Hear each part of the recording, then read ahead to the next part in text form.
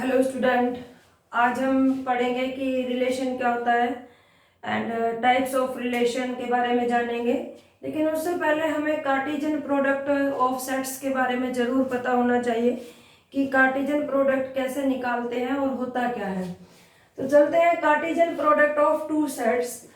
Late A and B be two non empty sets. मैं पहले assume कर चल रही हूँ कि ए और बी दो नॉन एम्प्टी सेट हैं। Then the set of all ordered pairs then the set of all ordered pairs A B such that A belongs to A and B belongs to B is called the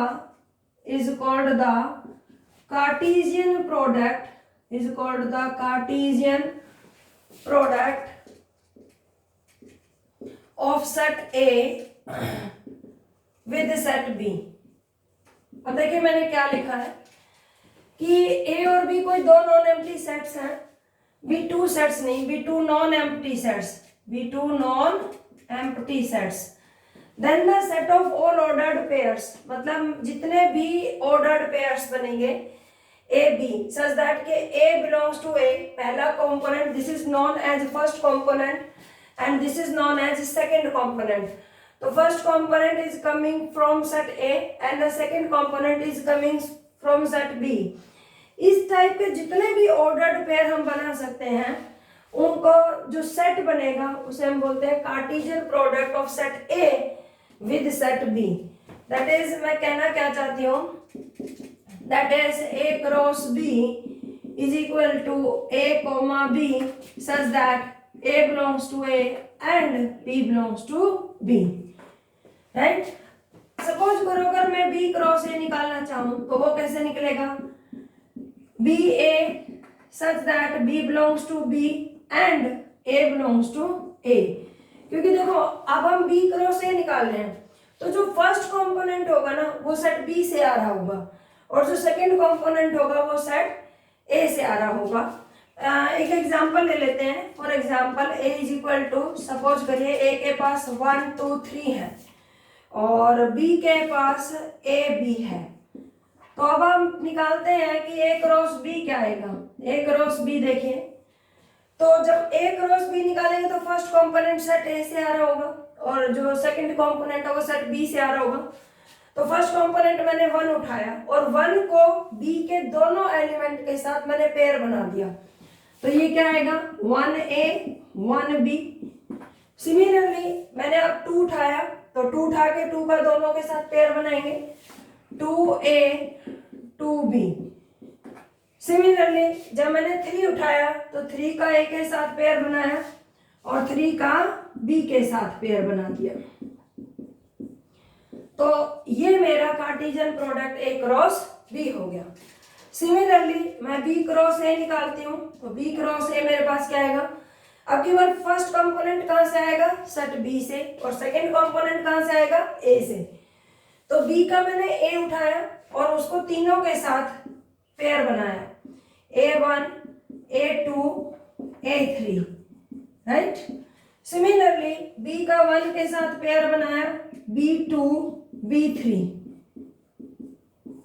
ठीक, तो ये हमारा set क्या आ गया, B cross A। हम A cross A भी निकाल सकते हैं।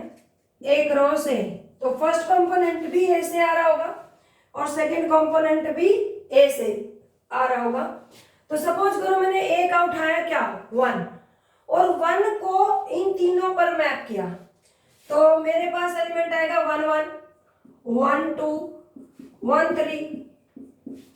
अब मैं ए का सेकंड एलिमेंट 2 उठाती हूँ और 2 को इन तीनों पर मैप करूंगी तो 2 1 2 2 2 3। अब हम 3 उठाएंगे तो 3 को तीनों पर मैप करेंगे, 3 1 3 2 3 3। तो इस टाइप से ये मेरा ए क्रॉस ए हो गया। और बी क्रॉस बी भी हम निकाल सकते हैं। तो बी क्रॉस बी हमारे पास क्या आएगा, ए उठाया, ए को दोनों पर मैप किया, ए ए ए बी। सिमिलरली अब बी उठाएंगे तो बी ए बी बी। तो ये मेरे पास देखो हमने ए सेट लिया था और बी सेट लिया था, इनसे हमने ए क्रॉस बी निकाला, B cross A cross A, B cross B. तो चारों हमने कार्टेशियन प्रोडक्ट देख लिया कि कैसे कैसे निकालते हैं। अब ऐसा भी हो सकता है कि इफ, अगर ऐसा भी हो सकता है कि ए क्रॉस बी किसी बच्चे ने निकाला और वो क्या आ गया हो, एम्प्टी सेट। तो आप बताओ कि ये कब पॉसिबल होगा, ए क्रॉस बी अगर एक एम्प्टी सेट आया तो ये कब पॉसिबल होगा।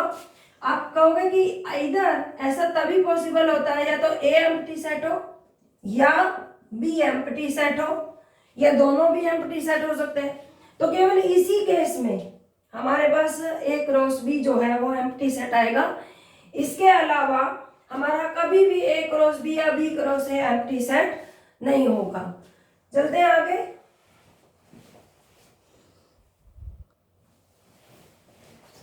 ओके स्टूडेंट, अब देखो अब हम जानेंगे कि मान लेते हैं if set A contains n elements, contains suppose करो m एलिमेंट्स। इस लाइन को हम ऐसे भी कह सकते हैं कि अगर सेट ए में m एलिमेंट्स है तो order of A is equal to m। And हमने एज्यूम किया कि सेट बी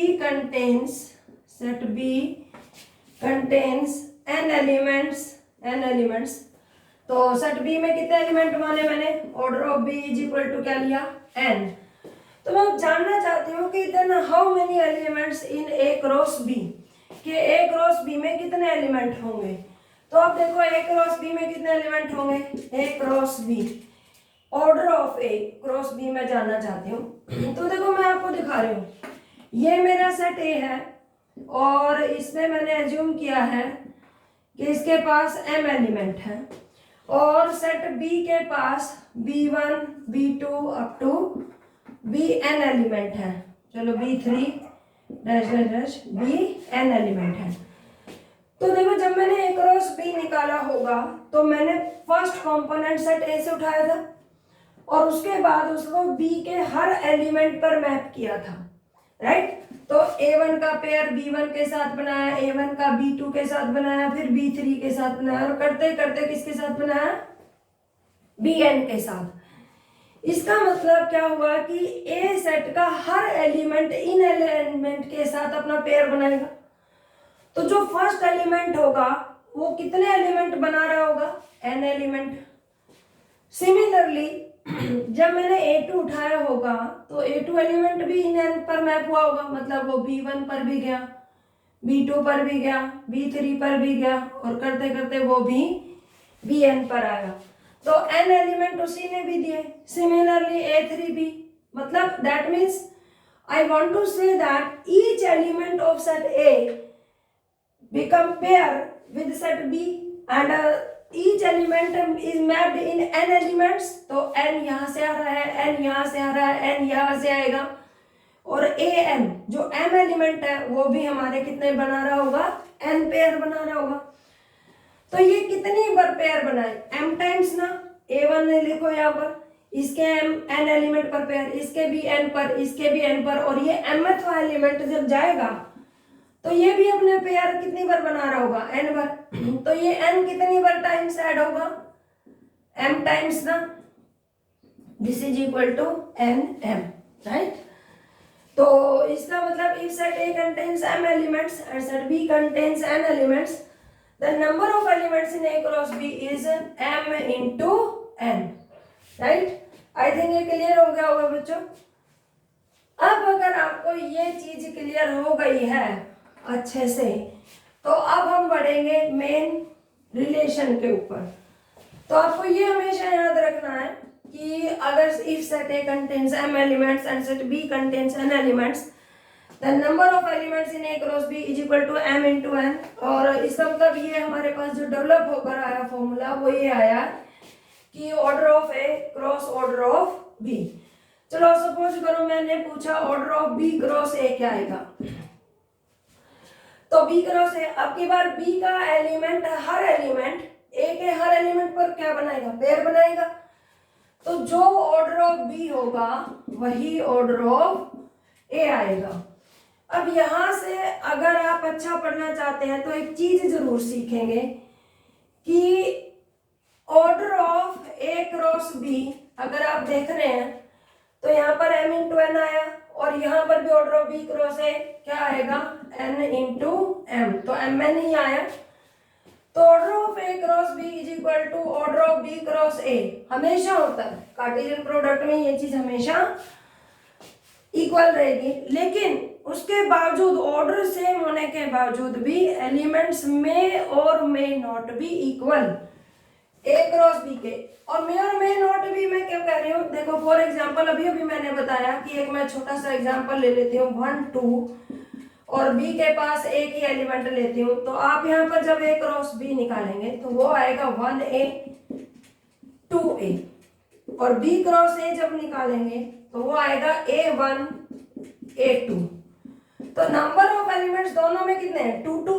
उसके बावजूद भी एलिमेंट्स इक्वल नहीं है क्योंकि जो यहाँ पर 1 है फर्स्ट कंपोनेंट, आपको पता होना चाहिए कि अगर ऑर्डर्ड पेयर में दो एलिमेंट्स इक्वल हैं तो डेफिनेटली फर्स्ट कंपोनेंट फर्स्ट के इक्वल आना चाहिए और सेकंड कंपोनेंट सेकंड के इक्वल आना चाहिए। यहाँ पर आप देखेंगे कि first component is 1 because it is coming from set A and इसका जो फर्स्ट कंपोनेंट है वो ए है क्योंकि ये बी सेट से आ रहा है। तो 1 इज नॉट इक्वल टू ए, जब तक 1 ए के इक्वल नहीं हो जाता। और यहाँ पर आपको फिर से दिक्कत आएगी, यहाँ पे 2 के इक्वल होना चाहिए। तो ऑर्डर सेम होने के बावजूद भी एलिमेंट सेम नहीं है। तो हम कहते हैं कि A cross B order of A cross B order of B cross A के तो इक्वल है, लेकिन एलिमेंट सेम होंगे या नहीं होंगे इसकी कोई गारंटी नहीं है। कब लेंगे हम गारंटी, जब ए इक्वल टू बी होगा। मतलब जब जब हम ए इक्वल टू बी लेंगे, अगर मैंने सेट ए ही सेट बी ले लिया है, मतलब जो मेरा सेट ए है वही सेट बी है, तो इन दैट केस तो हमारे पास क्या आएगा A cross B B cross A के इक्वल होगा। जबरदस्त, ऑर्डर भी सेम होगा और एलिमेंट भी सेम होंगे। लेकिन जब जब आप ए और बी को इक्वल सेट नहीं लेंगे, ठीक है, दे आर डिस्टिंक्ट, तो कभी भी A cross B B cross A के इक्वल नहीं आएगा although order are same, right. तो अगर मेरे को ए क्रॉस ए का ऑर्डर निकालना हो तो this is equal to order of A into order of A, that is order of A का होल स्क्वायर हो गया। तो इस केस में बताओ, जैसे यहाँ पर ऑर्डर ऑफ ए एम था, तो अगर मैं ए क्रॉस ए निकालूंगी तो उसका ऑर्डर कितना आएगा, order of A cross A M into M, that is M square. तो ये सब चीजें आपको याद रखनी चाहिए।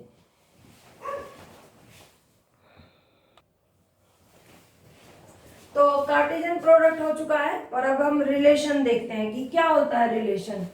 देखिए रिलेशन क्या होगा, let A and B be any to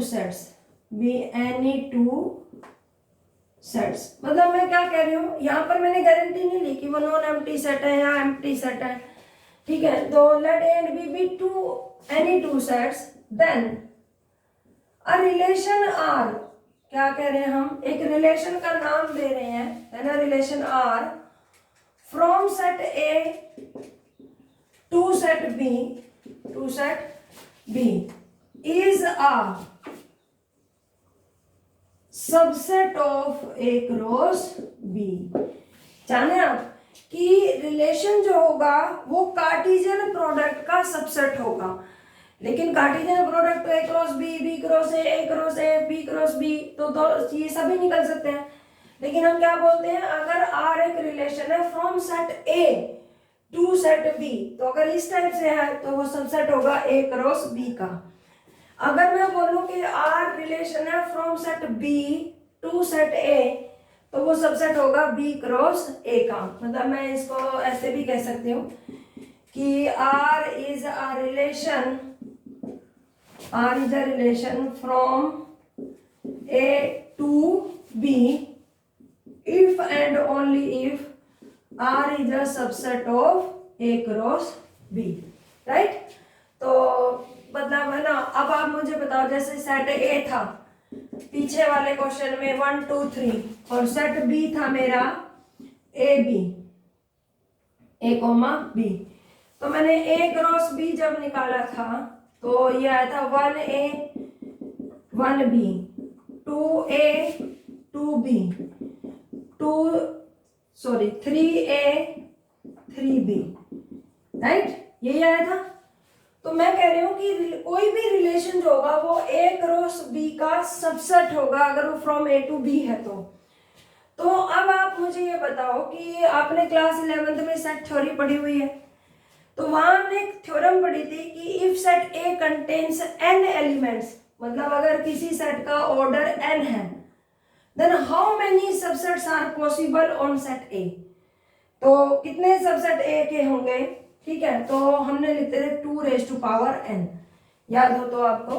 तो आप यहाँ पे देखें कि ए क्रॉस बी का हमारे पास ऑर्डर कितना आया था, ये 3 है, ये 2 है, 6, तो देखो 1 2 3 4 5 6। तो आप देखेंगे कि ए क्रॉस बी में 6 एलिमेंट्स हैं। तो अगर मैं पूछूं कि अगर रिलेशन ए क्रॉस बी का सबसेट है तो कितने रिलेशन पॉसिबल होंगे, तो यहाँ पर देखो कि क्या फॉर्मूला होता है 2n, तो इसका मतलब क्या हो जाएगा 2⁶, इतने रिलेशन, मतलब number of relation we can define from set A to set B is 2⁶। तो जनरल फॉर्मूला क्या बना हमारे पास कि if set A contains m elements and set B contains n elements, then number of relation we can define from set A to set B are कितना होगा 2⁻, जिस set पर हम डिफाइन कर रहे हैं, हम किससे डिफाइन कर रहे हैं ए से बी पर, तो ए क्रॉस बी में कितने एलिमेंट होंगे, क्योंकि वो ए क्रॉस बी का सबसेट तो होगा, तो ए क्रॉस बी में तो 2m, यहाँ m into n आएगा, तो that is 2⁻mn। इतने रिलेशन हम ए से बी पर डिफाइन कर सकते हैं 2⁻mn। तो जैसे इसका ये ए क्रॉस बी निकाला है, अगर मैं इसका रिलेशन लिखना चाहूँ कोई भी XYZ, मैं मतलब पर्टिकुलर कोई रिलेशन नहीं ले रही हूँ, तो इसका कोई भी एक क्या चलेगा, सबसेट चलेगा। तो मैंने ले लिया 1B 3A, बस खत्म कर दिया। तो ये भी एक रिलेशन होगा, क्या कहाँ से, from set A to set B। Okay, I think clear हो गया होगा बच्चों। तो रिलेशन मतलब अगर आपसे कभी भी कोई पूछेगा कि what is the meaning of relation, तो आप बोलोगे हमेशा कि अगर ए और बी कोई दो सेट है तो रिलेशन अगर from set A to set B है तो वो ए क्रॉस बी का सबसेट होगा। अगर रिलेशन बी सेट से ए पर है तो हम बोलेंगे कि रिलेशन सबसेट होगा बी क्रॉस ए का। आगे पढ़ेंगे क्योंकि पूरी 12th में रिलेशन ऑन सेट ए आप पढ़ेंगे, तो बताते हैं कि वो क्या होता है। अब हम पढ़ेंगे कि रिलेशन ऑन सेट ए। तो यहाँ पर मैंने बताया रिलेशन ऑन सेट ए, मतलब देखो ये कुछ नहीं है, मैंने अभी पढ़ाया था relation from A to B. तो relation from A to B का मतलब क्या है कि रिलेशन सबसेट है ए क्रॉस बी का। लेकिन अगर मैं कह रही हूँ कि रिलेशन ऑन सेट ए, तो इसका मतलब है कि रिलेशन सबसेट होगा ए क्रॉस ए का। ठीक है, तो यहाँ पर हम लिखेंगे कि let A B any set,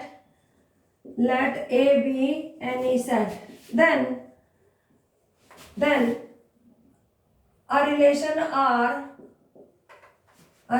R on set A means R is a subset of A cross A। तो ऐसे रिलेशन को हम क्या कहते हैं, रिलेशन ऑन सेट ए। और अगर इसकी कोई नोटेशन जानना चाहे तो आप लिखेंगे कि a b such that A belongs to A and B belongs to A, मतलब both the elements are coming from set A। तो अगर हमारे पास सेट A का ऑर्डर n एलिमेंट है तो आप बताइए कि how many relation we can define on set A, how many relation. तो सबसे पहले आप कार्टेशियन प्रोडक्ट का दिमाग में रखेंगे कि Cartesian product A cross A का ऑर्डर कितना होगा, order of A cross A, तो order of A into order of A, that is order of A का स्क्वायर n स्क्वायर।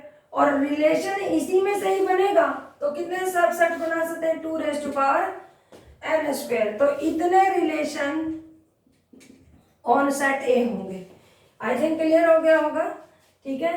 अब हम चलते हैं इस पर, domain of R, domain of R मतलब किसे कहते हैं हम डोमेन।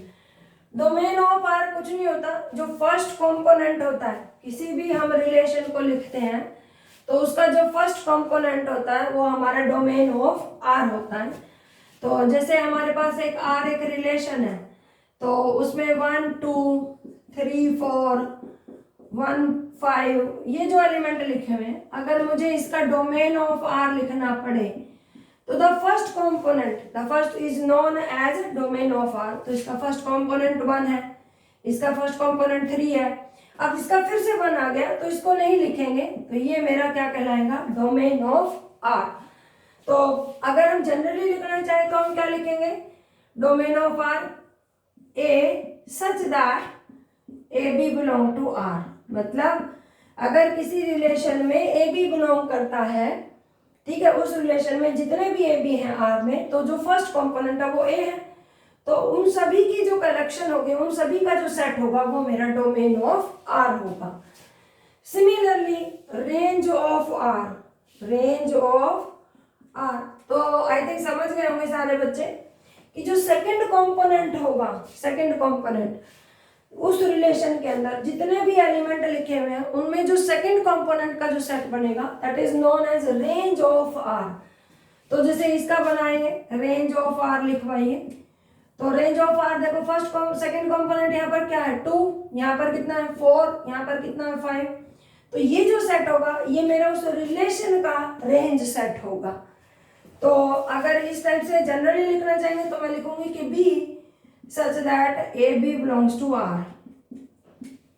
उस रिलेशन में जितने भी ए बी हैं उनका जो सेकंड कंपोनेंट है उनसे जो सेट अराइज होगा उसे हम रेंज ऑफ R कहेंगे। तो आई थिंक क्लियर हो गया होगा, ठीक है। Next is inverse of R। Inverse of R मतलब मैं पढ़ाना चाह रही हूँ कि रिलेशन का इनवर्स भी एग्जिस्ट करता है। तो रिलेशन ऑफ R किसे कहेंगे, तो देखिए if R is a relation, if R is a relation from set A to set B, if R is a relation from set A to set B, then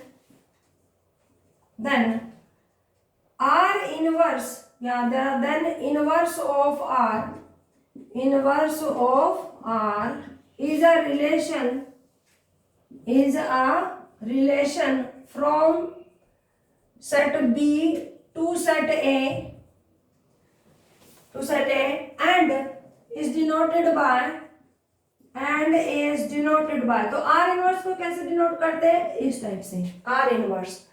तो R inverse हम कैसे लिखेंगे, हम लिखेंगे कि बी ए, वो सारे B ए आ जाए सच दैट ए बी जो है अगर R में हो, तो जानते हैं मतलब हमने क्या किया कि अगर R एक रिलेशन है उसके अंदर ए बी लिखा है तो उनका जो उल्टा मतलब first component becomes second component and second component becomes first component, तो जो बी ए है वो सारे मेरे किस में चले जाएंगे, R इनवर्स में।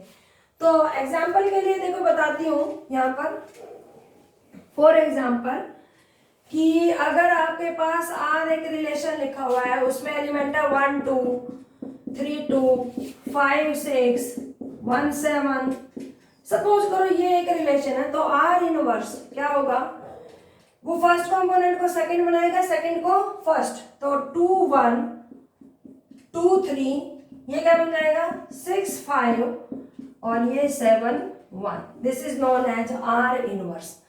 तो हुआ क्या आर इनवर्स में, आपने नोट किया हो तो बताइए जरा क्या नोट किया।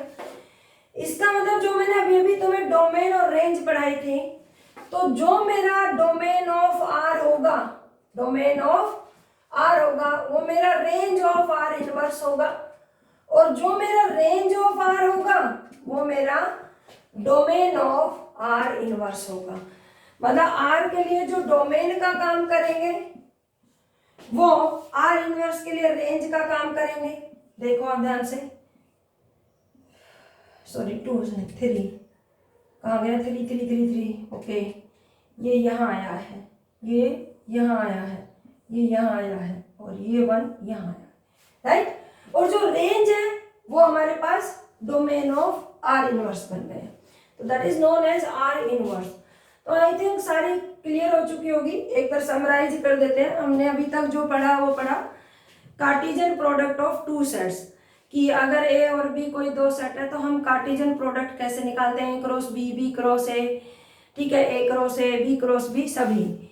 उसके बाद हमने पढ़ा था कि रिलेशन क्या होता है। तो जो कार्टेशियन प्रोडक्ट होता है उसका जो सबसेट होता है उसे हम रिलेशन कहते हैं। अगर वो relation from set A to set B है तो रिलेशन सबसेट होगा ए क्रॉस बी का, फ्रॉम बी टू ए है तो वो बी क्या कहेगा, बी क्रॉस ए का सबसेट होगा। हाँ, अगर रिलेशन ऑन सेट ए है तो वो ए क्रॉस ए का सबसेट होगा, और पूरी 12th में हम रिलेशन ऑन सेट ही पढ़ते हैं, ठीक है। उसके बाद दो चीजें मैंने एक्स्ट्रा बताई आपको, कि अगर हमारे पास ए सेट में m एलिमेंट है और बी सेट में n एलिमेंट है, ऑर्डर ऑफ बी n है, तो order of A cross B जो होगा वो हमारा mn होगा। और अगर relation from A to B है तो हमारे पास नंबर ऑफ एलिमेंट्स या ऑर्डर ऑफ आर, कितने रिलेशन, ऑर्डर ऑफ आर नहीं, मतलब ये एक तरह से पॉसिबल, क्योंकि उस रिलेशन में आपकी मर्जी आप कितने एलिमेंट ले रहे हो।